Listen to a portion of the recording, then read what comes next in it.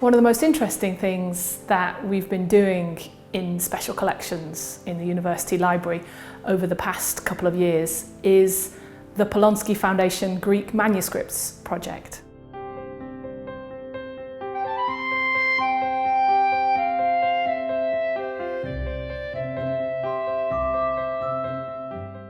So this is a project funded by the Polonsky Foundation to catalogue, conserve and digitise all the Greek manuscripts in Cambridge, and that includes over 400 manuscripts, not just in the university library but in the Fitzwilliam Museum and in 12 of the colleges.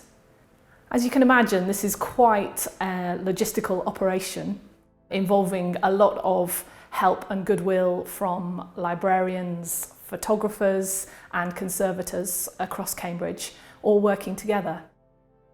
When the Greek manuscript arrives in conservation, the first thing we do is conduct a survey. The survey ascertains the condition of the manuscript and takes note of all the structural features.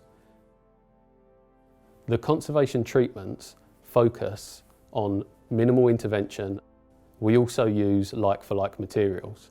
This means that on skin-based materials we use protein-based adhesives, and on paper-based materials we use starch-based adhesives. The specific treatments that we will be conducting to CUL MS NN236 are pigment consolidation, end band consolidation, leather consolidation and reattachment of a loose folio. Here at Cambridge University Library, conservation work very closely with the photography department, especially on our most vulnerable manuscripts. During our survey, we produced detailed handling information for our colleagues in photography. Here at the Digital Content Unit, we follow a specific imaging protocol in order to provide high-quality images that can be consistent over the time. This is made possible by the excellent equipment available to us. I'm working with a Phase 1 digital back and a Schneider lens, plus a specially made conservation cradle. This book cradle allows the photographer to take pictures in the best way without damaging the book. It's actually a much easier process in practice rather than in words, and once you get used to it, it becomes something quite natural. We first take pictures of all rectos, then we rotate the book and do the same for versos, and finally we do the spine of the book. Between each page we use a black background so that all details of the page are visible. This is the last part of the process in the DCU, and after that I can return the book to my colleagues of the cataloguing team. In cataloguing, we're trying to make the information that a manuscript has to offer readily available both to researchers and to a wider public by drawing together and presenting in an organised form which highlights the distinctive features of a manuscript and makes it possible for those seeking information, whether on texts or the physical development of the production of manuscripts and their history, to actually identify and find the material they're looking for.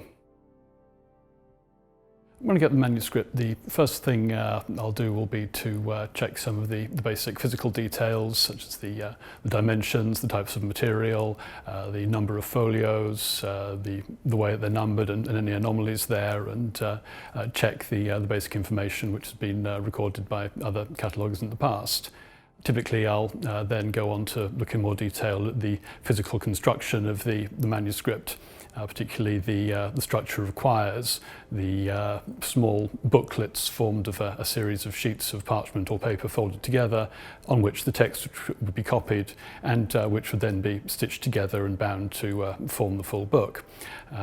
Typically in a Greek manuscript, each quire is made up of a set of 8 folios. So projects like this make a real difference. Not only do they enable us to collaborate with colleagues across Cambridge and in libraries in other parts of the world, so that we can share our skills and expertise, but they also help us to bring our collections to the world.